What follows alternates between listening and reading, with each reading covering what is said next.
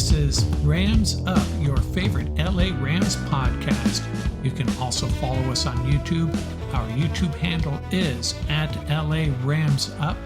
Hey, we're not insiders here. We're just Rams fans that love talking about our LA Rams. I'm your host, Mark. Let's get to it.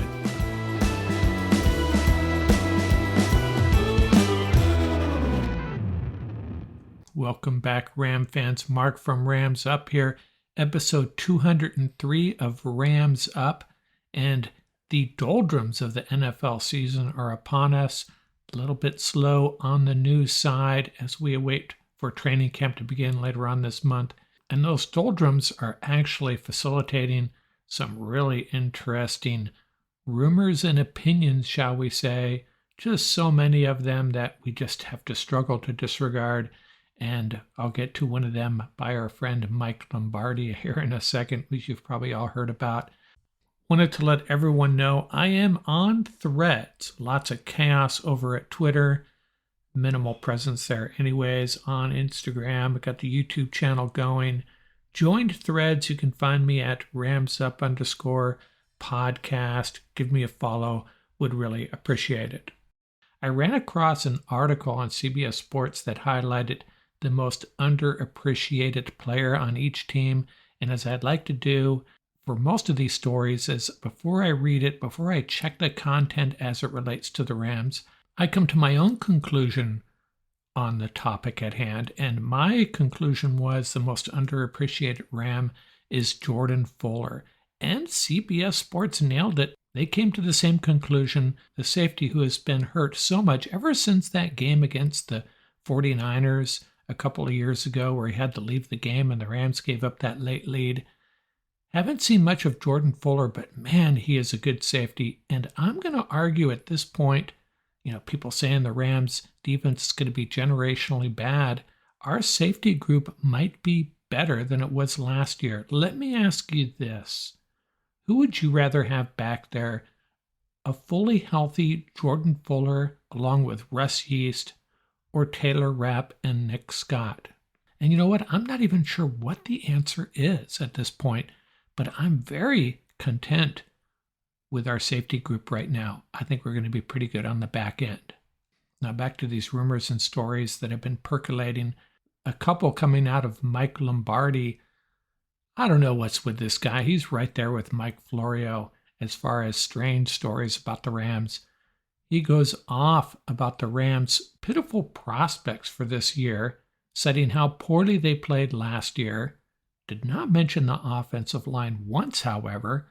He said he reviewed the Rams' roster and identified just a handful of players that they could count on moving forward. They have 40 guys that have essentially zero experience in the NFL.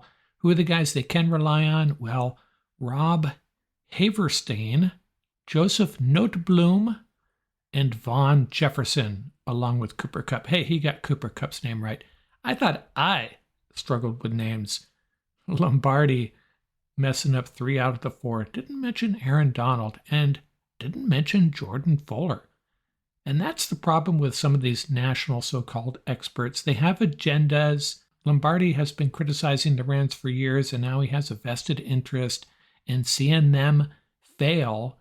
And he's just going to keep on ranting about how bad they're going to be. It's more of a hope than a true, legitimate assessment of where the Rams are right now. The other thing about these national writers is they're not really educated about all these teams' rosters, the situations they dealt with the prior year, players coming back from injury, what type of injury they're coming back from, who stepped up, who didn't. I guess what I'm saying is they really don't know what they're talking about. In a lot of cases, talking about the Rams prospects, not once mentioning what happened to their offensive line last year, talking about how poorly Stafford played before he got hurt, not mentioning that he had zero protection playing behind a bunch of second stringers, and also saying Cooper Kupp is coming back from an ACL injury. It was his ankle, Mike. And also, again, regurgitating this story that the Rams are trying to trade Matthew Stafford.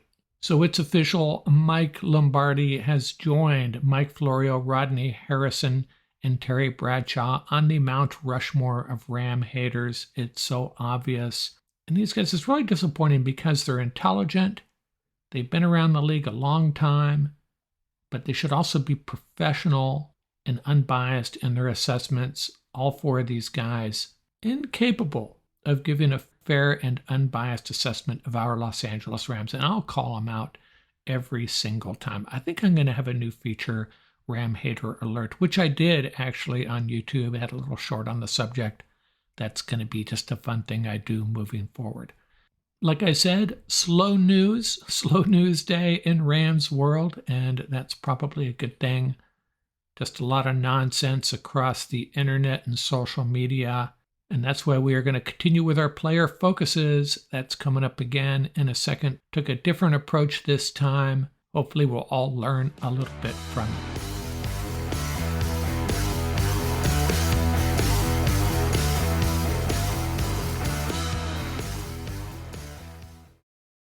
Hi, this is Mariah from Rams Up. Don't forget to like and subscribe.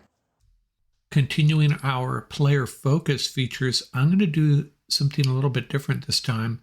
Instead of focusing on one offensive player and one defensive player, I'm going to mix it up a little bit. I am going to focus on one position group, 3 guys from one position group on defense, 3 defensive linemen. Next week, I'll come back and do the same for a few guys on the offensive side, a particular position group that are competing for roster spots. But on the defensive side, I thought it would make more sense to focus on a few guys that may more or less be competing for roster spots.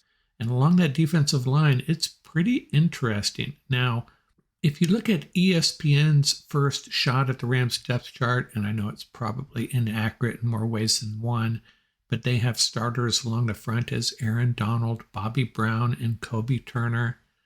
Backing up Aaron Donald in order, Marquise Copeland, Larrell Murchison, Mr. Irrelevant Desjuan Johnson. I pronounce his name differently every time. After nose tackle Bobby Brown, you have Teron Vincent, and that's it. And the left defensive end backing up Kobe Turner, Jonah Williams, and Ernest Brown. And what's interesting about this group is it's fairly light.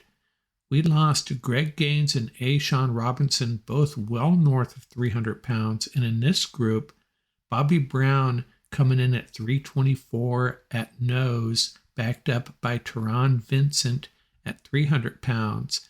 And the next biggest, Larrell Murchison at 297. And you got a bunch of guys in that 275, 280 range. The rookie Kobe Turner coming in at 290. So that would be my biggest concern about this group. And maybe that's an avenue for Teron Vincent or maybe Larrell Murchison to make this team. This episode, let's take a look at 3 defensive linemen who are probably competing for roster spots, kind of the bottom of the roster actually. Desjuan Johnson, Larrell Murchison, and Jonah Williams. We'll take a look at some of these other guys another time. Teron Vincent, Ernest Brown. Ernest Brown, by the way, someone advised me after I posted my Cut Down Day episode that he was running with the ones at minicamp. So maybe he's not up for discussion. Maybe it's a done deal. He's on this roster, but it's awfully early. We'll get back to him on another episode. This episode, let's talk about Murchison and Mr. Irrelevant Desjuan Johnson. Murchison coming in at 6'2", 297, played high school ball at East Bladen High School in North Carolina, has a twin brother named Farrell. I hope it's pronounced Farrell, not Farrell. Larrell Murchison, Farrell Murchison. That would be a very confusing household. Farrell played halfback on that high school team. Murchison began his collegiate career at Lewisburg College. Very productive there. Honorable mention, junior college All-American. His senior season with the Wolfpack, 48 total tackles, 12 tackles for a loss, 7 sacks, 2 passes defended, and 2 fumble recoveries. So he really got on the radar of the scouts based on that production, and he was selected in the 5th round of the 2020 draft by the Tennessee Titans. Had an elbow injury that held him back his rookie year a little bit, But over those 2 years with the Titans, played in 21 games, just 13 tackles to show for it.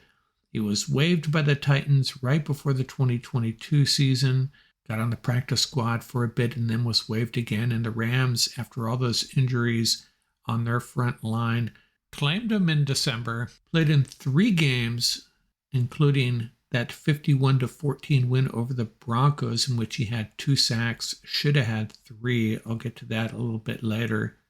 Let's look at his NFL draft profile. Lance Zierlein gave him a 5.97 rating, meaning he had the potential to be an average backup, which I think is what he is.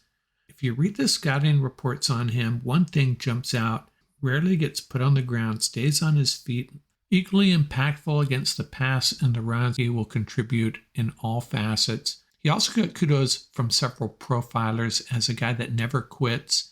Also versatile, can play multiple spots. And that's a recurring theme among the Rams recently, versatile guys. One recurring knock as well: lacks quickness. So he really relies on his motor and effort and staying on his feet. Guy that's very difficult to put on the ground. With the Rams last year, in that Bronco game, he had 16 snaps. In the Charger game, 24 snaps. And against the Seahawks, 14 snaps, but also got in on 9 special team snaps. I took a look at some highlights of him on his first sack against the Broncos. He's lined up over the right tackle. The right guard slides over to pick him up as well, and Bobby Brown slips inside. Murchison loops around him. Don't know if it was a design stunt, but regardless, Murchison was in on Wilson in a flash and trips him up for the sack. His second sack, once again lined up over the right tackle, this time with Floyd outside of him. He dips inside and splits a center and guard and is in on Wilson once again very quickly. 3 different linemen get a chip on him on that play, but none of them get enough of him to slow him down, and he gets the sack. Later on in that game, he's lined up at what looks like a 3 technique between the left tackle and guard, so he's on the other side now. Holds up well, but Wilson scrambles for a first down. There was a play in the third quarter where Bobby Wagner blitzed and flushed Wilson left. Murchison had been lined up over the left guard and tripped up Wilson, but they awarded the tackle and sack to Michael Hoyt, who really just did the cleanup there. Should have been a half sack at worst for Murchison, which would have given him 2.5 sacks in that game. You can look up that play at 3:46 left in the third quarter. You be the judge. Who deserved the sack on that play? And by the way, that Bronco game, boy, did Cam Akers look good. Next, let's take a look at a forgotten man along the Rams defensive front. 6'5", 275-pound Jonah Williams. Williams graduated from high school and then served a mission in Sao Paulo for the Latter-day Saints. Did not enroll in Weber State until December 2015. A 4-year starter there, finished his career with 194 total tackles, 28 tackles for a loss, and 15 sacks. Understandable that it's actually difficult to find pre-draft assessments of Jonah Williams, but what you do find will tell you a couple of things. One, very athletic, ripped, muscular, looks the part of an NFL defensive lineman. Also, age a little bit of a concern, 24 years old at the time of the draft due to that post-high school mission, and also lacking in playing time against major college competition. Went undrafted in the 2020 draft. Rams signed him. He was waived on September 4th, 2020, and joined the team's practice squad. The following year, he made the Rams' 53-man roster, played in 8 games before being waived on November 2nd. Vikings claimed him, but he failed the physical there and returned to the Rams' practice squad.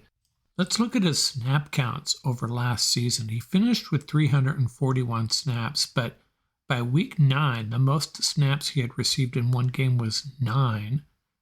That was against Carolina. He had a bunch of games with 3 snaps or less. And then, starting in week 10, an increase from 24 to 57 to 56 to 66 snaps. and then it tailed off a little bit at the end there, 36, 32, and 40. So in those 3 games that Larrell Murchison also played in, Williams got a few more snaps than him, but not by a significant margin. But how were the Rams using Williams? Well, Murchison was typically playing over the right tackle or just inside the right tackle. Williams was typically used as a 2 technique or just inside the guard, so he was used a little bit differently than Murchison. I actually didn't see them on the field a lot together, and in the snaps I watched, he seemed to be holding his own, but not making many plays. He finished the season with 11 tackles and a half a sack. The last guy I want to talk about is Mr. Irrelevant, the defensive lineman out of Toledo, Desjuan Johnson. And we talked about him quite a bit post-draft, basically focused on each of these draft picks. So kind of rehashing some of this, I'll go through this rather quickly. Mr. Irrelevant is 6'3", 275, 3-star recruit out of East English Village Prep in Michigan. Played in 11 games as a true freshman at Toledo. Suited up for 12 games in 2019, and then he was a second-team All-MAC selection in 2020, and again in 2021, and a first-team All-MAC pick in 2022.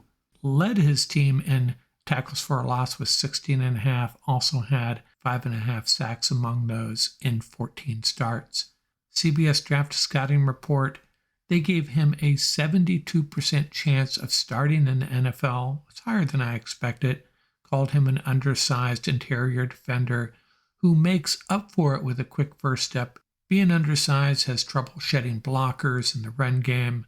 Had a missed tackle rate of 17.2% last season. He did not look out of place, however, in their game against Ohio State. What did NFL.com say about him? Tremendous pound-for-pound strength, great first step.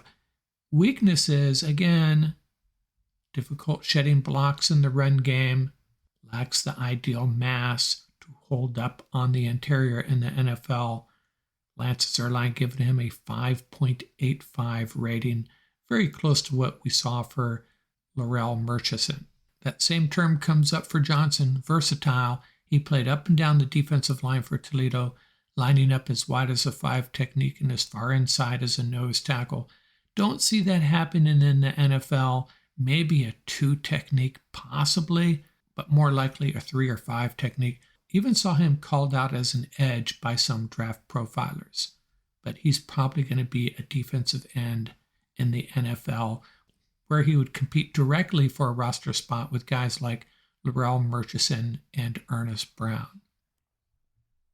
So what conclusions can we draw from all of this? Well, let's look at this defensive line group as a whole. Well, I consulted my occasional guest, Tom Courts, on this, and he says the Rams have been very consistent in the number of defensive linemen they've carried, active and on the 53, and that number pretty consistently has been 6. So let's start with assuming the Rams carry 6 defensive linemen. Now, Aaron Donald and Kobe Turner are no-brainers, and I think we can also write in Bobby Brown and Marquise Copeland. Now, some folks are a little pessimistic about Bobby Brown's potential, the ability for him to really contribute to start on this defensive line. But remember, he's our only big body, the only guy that can realistically be plugged in the middle of this defense, hold up at the nose, short yardage situations and the like. Bobby Brown coming in at 324 pounds. Teron Vincent at 305 pounds would be the next guy up at this point. So for argument's sake, let's count those 4 guys in. Room for 2 more. And the 3 guys we just talked about, Jonah Williams, Larrell Murchison, and Desjuan Johnson, all competing for those 2 spots. The other 2 guys, Teron Vincent, another big body.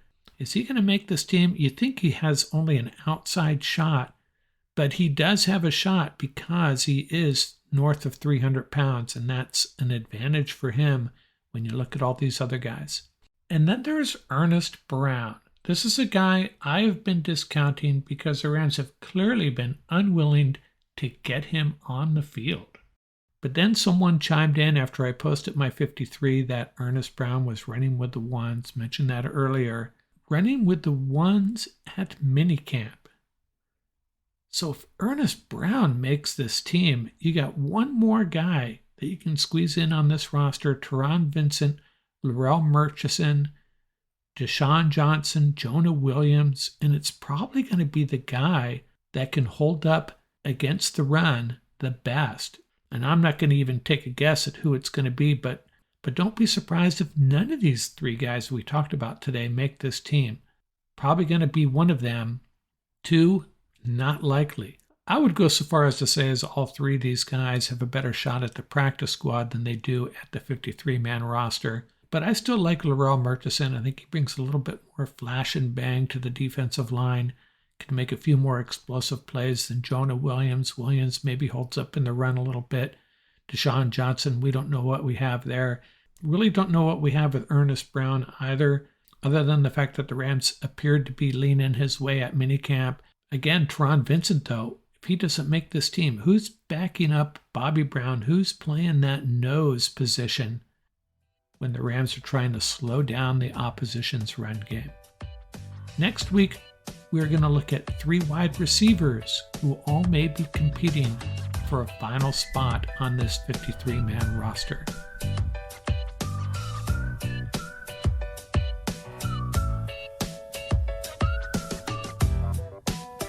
That's going to do it for this episode. Remember, you can reach us at ramsuppodcast@gmail.com. Visit our website at ramsup.com. And don't forget about our YouTube channel. Our handle is at laramsup.com. Till next time, keep the horns up, stay safe, and have fun out there. Music courtesy of the YouTube audio library. Tracks featuring Bar Crawl by Track Tribe, Buckeye Bonzai by Vans in Japan, and Crimson Fly by Huma.